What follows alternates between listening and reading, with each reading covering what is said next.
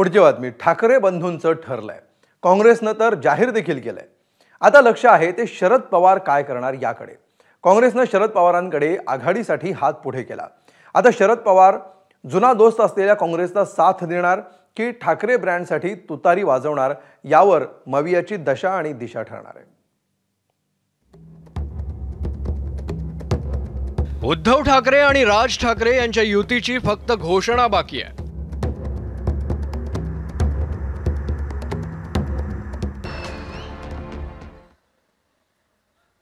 एकत्र आलोय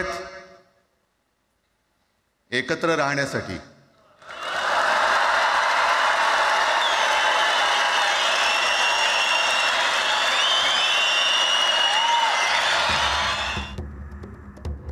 राज ठाकरेंची ॲलर्जी असलेल्या काँग्रेसचं देखील ठरलंय. मुंबई महापालिकेत ते स्वबळावर राजकीय पंजा लढवणार आहेत.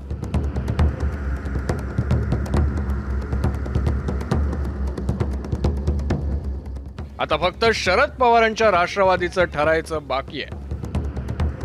थोरले पवार कुणासाठी तुतारी फुंकणार? ठाकरे ब्रँडसाठी की जुना दोस्त असलेल्या काँग्रेससाठी?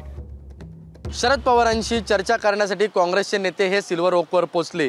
या बैठकीमागचं कारण म्हणजे शरद पवार यांना साथ घालायची होती. ती म्हणजे येणारी मुंबई महानगरपालिका ही राष्ट्रवादी काँग्रेस पक्ष आणि काँग्रेस पक्षांनी एकत्रित लढावी. कारण या आधीच्या निवडणुका या नैसर्गिकरित्या या राष्ट्रवादी काँग्रेस पक्ष आणि काँग्रेस पक्षांनी एकत्रित लढल्या होत्या. हेच या बैठकीमागचं कारण होतं. ज्यावेळी काँग्रेसचे नेते हे बाहेर आले, त्यांनी माध्यमांशी बोलताना सांगितलं की जी चर्चा झाली ती सकारात्मक झाली आणि पुढे काय होईल हे लवकरच समजेल.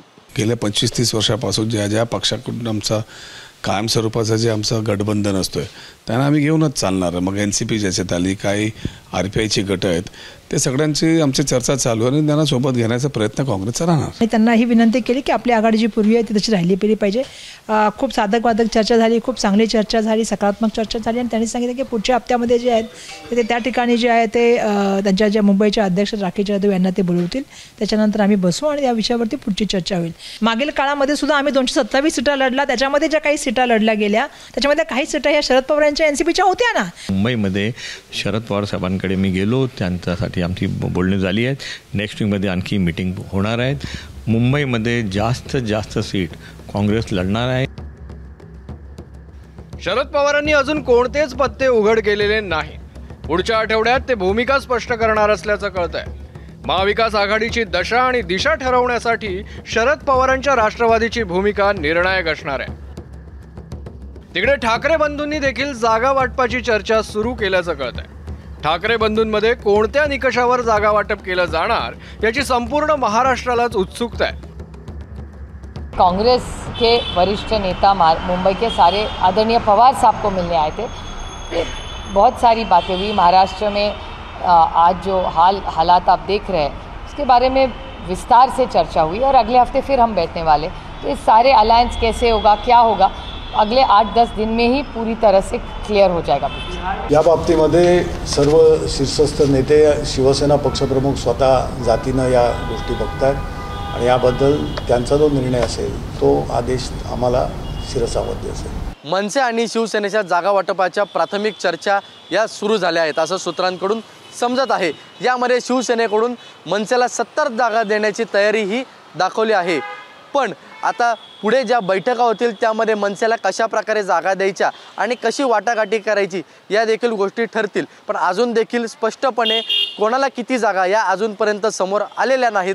पण आता प्राथमिक चर्चा ही चालू झाली आहे. त्याचबरोबर आता नेत्यांमध्ये कशा प्रकारे बैठका होतात आणि कशा प्रकारे त्यांच्यामध्ये या गोष्टी ठरतात हे आता थोड्या दिवसातच समोर येईल. पण मनसे या काही जागांवरती प्रभावी आहेत. अशा 150 जागांवरती त्यांनी तयारी दाखवली आहे. त्यामुळे आता मनसे हे छोट्या भावाची भूमिका घेणार का हा प्रश्न उपस्थित होतो. राज ठाकरेंना सोबत घेण्याच्या उद्धव ठाकरेंच्या निर्णयावर काँग्रेसनं तीव्र नाराजी व्यक्त केली आहे. तसंच ठाकरे बंधूंच्या युतीला शुभेच्छा देत काँग्रेसची मनसेसोबत जाण्याची इच्छा नसल्याचा पुनरुच्चारही केलाय. असं आहे की मागील काळामध्ये 2 महिन्यापूर्वी संजय राऊत साहेबांनी सांगितलं होतं की बाबा आम्ही महाविकास आघाडी नाही झालं तरी आम्ही जे आहे ते एकटे इलेक्शनमध्ये जाऊ, आम्ही स्वतःच्या जे आहे त्या याच्यामध्ये जाऊ, कारण स्थानिक स्वराज्य पातळीचं इलेक्शन आहे आणि याच्यामध्ये आम्ही एकटे जाऊ शकतो ही भूमिका त्यांनी मांडली होती. आणि सातत्याने 2 महिन्यापासून मी जसं काल पण सांगितलं की दोन्ही भावांनी एकत्र आले तर आम्हाला त्यांना आम्हाला शुभेच्छा देतो. पण या माध्यमातून जे आहे आमच्याशी चर्चा व्हायला पाहिजे होती. काँग्रेस पक्ष आपल्या सगळ्यांना माहिती आहे की सातत्याने ज्या वेळेला आम्ही अलायन्स केली त्या वेळेला आमचा कॉमन मॅनेजमेंट प्रोग्राम राहिलेला आहे.